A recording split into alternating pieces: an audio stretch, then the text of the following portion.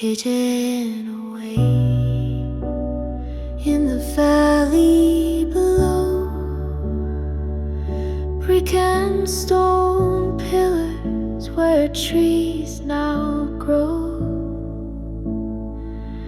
80 feet high they rise so proud, but carrying trains is no longer allowed.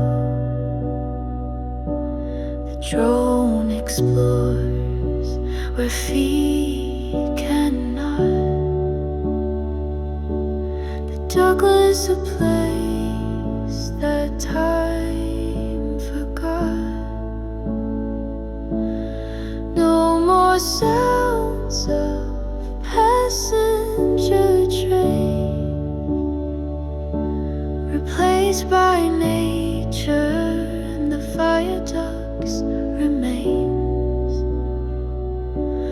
For over 100 years the railway stood, carrying passengers and coal wherever it could.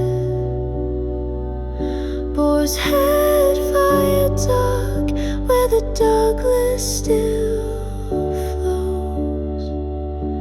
The pillars now resemble ghostly dominoes.